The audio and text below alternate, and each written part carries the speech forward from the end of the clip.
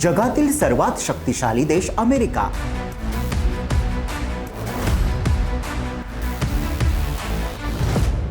आणि अब्जावधी डॉलर खर्चून उभारलेली अत्याधुनिक युद्धनौका USS जेराल्ड आर फोर्ड आणि तिच्याबाबत समोर येते एक धक्कादायक बातमी। अमेरिकेच्या या युद्धनौकेवरील शौचालये तुंबली आहेत, 4500 नौदलाच्या स्टाफची तारंबळ उडाली आणि त्याच पार्श्वभूमीवर इराणवरील कारवाई लांबणीवर गेल्याची चर्चा। होय, ऐकायला थोडं विचित्र वाटतंय, पण ही माहिती कोणत्याही सोशल मीडियावरील अफवेवर आधारित नाही आहे, तर जगातील नामांकित माध्यमांनी या संदर्भात रिपोर्ट प्रसिद्ध केलाय। यात the Wall Street Journal, Global Times, Gulf News, WION आणि इंडिया टुडे। पण मग नेमकं सत्य काय? अमेरिकेच्या सर्वात महागड्या युद्धनौकेवर खरोखरच तांत्रिक बिघाड झालाय का? आणि त्याचा इराणवरील संभाव्य कारवाईशी काही संबंध आहे का? याच मुद्द्यावर आज आपण सविस्तर उहापोह करणार आहोत। नमस्कार, मी विहंग ठाकूर।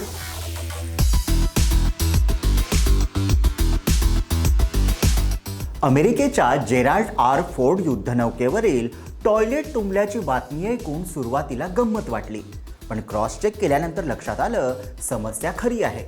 ही एक दीर्घकालीन तांत्रिक समस्या आहे। वारंवार प्रयत्न करूनही ती पुन्हा उद्भवते।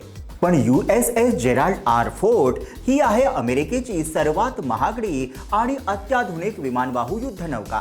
सुमारे 13.3 अब्ज डॉलर खर्चून उभारलेलं हे प्रचंड जहाज जवळपास 4600 खलाशी यावर तैनात आहेत। सुमारे 650 शौचालयाची व्यवस्था आणि अत्याधुनिक व्हॅक्यूम आधारित सांडपाणी प्रणाली। हीच युद्धनौका सध्या इराणच्या दिशेने रवाना झाली आहे। गेल्या 7-8 दिवसांपासून बातम्या गाजत होत्या, फोर्ड पोहोचली की इराणवर हल्ला होईल। डेडलाईन ठरली शनिवार, मग सांगितलं रविवार, यानंतर योजना पुढे ढकलली, मग पुन्हा मंगळवार, पण ही डेडलाईन पण वाढली आणि अजूनही हल्ल्याची कोणतीही ठोस चिन्ह दिसत नाहीयेत। रिपोर्टनुसार या युद्धनौकेवरील सांडपाणी व्यवस्था अत्यंत जटिल आहे। जहाजातील पाईप्स अतिशय अरुंद आहेत आणि संपूर्ण प्रणाली व्हॅक्यूम तंत्रज्ञानावर आधारित आहे।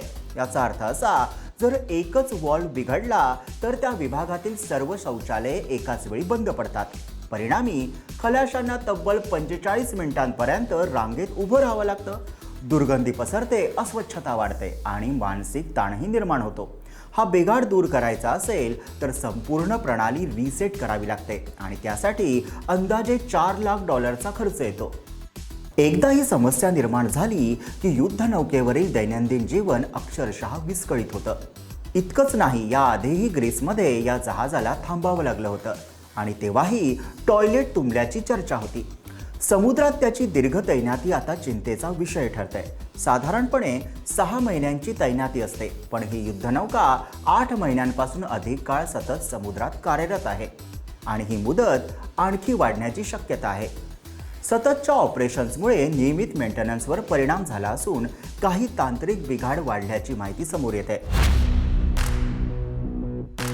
जून 2025 पासून तैनात असलेले हे विमानवाहू जहाज जानेवारीत व्हेनेझुएलातील अमेरिकन कारवाई दरम्यान महत्त्वाच्या भूमिकेत होतं। त्यावेळी व्हेनेझुएलाचे राष्ट्राध्यक्ष निकोलस मादुरो यांना अटक करण्यात आली होती। आता इराणसोबतच्या वाढत्या तणावाच्या पार्श्वभूमीवर ही युद्धनौका मध्य पूर्वेत तैनात करण्यात आली आहे। दीर्घ तैनातीमुळे निर्माण झालेल्या तांत्रिक आणि रणनीतिक प्रश्नांकडे आता जगाचं लक्ष लागलंय। अमेरिकेचे राष्ट्राध्यक्ष डोनाल्ड ट्रम्प यांनी इराणबाबत कठोर भूमिका घेतली आहे। कारवाई संदर्भात ठाम संकेतही देण्यात आले आहेत। मात्र या पार्श्वभूमीवर अमेरिकन नौदलाने स्पष्ट भूमिका मांडली आहे। त्यांचं म्हणणं असं आहे की शौचालय व्यवस्थेतील तांत्रिक अडचणी आणि लष्करी कारवाई यांचा कोणताही संबंध नाही। पुढे ते असंही म्हणाले की आदेश मिळाले तर आम्ही कारवाई करण्यास पूर्णपणे सज्ज आहोत। म्हणजेच जे आरोप झाले ते इतके चर्चेत आले की त्यावर अधिकृत स्पष्टीकरण देणं आवश्यक ठरलं। आपण नेहमी ऐकतो अमेरिका म्हणजे जगातील सर्वात शक्तिशाली सैन्य, पण 1990 नंतर अमेरिकेने शिप बिल्डिंग उद्योग कमी केले।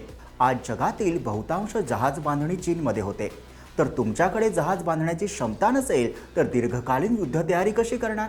ही फक्त टॉयलेट तुंबल्याची कथा नाही, ही लॉजिस्टिक देखभाल आणि व्यवस्थापनाच्या अपयशाची कथा आहे। इराणच्या दिशेने रवाना झालेल्या अमेरिकन युद्धनौकेतील शौचालय समस्या खरी आहे, पण तांत्रिक बिघाड वारंवार होत असतात. पण इराणवरील हल्ला थांबवण्याचं अधिकृत कारण तेच आहे असा पुरावा नाही.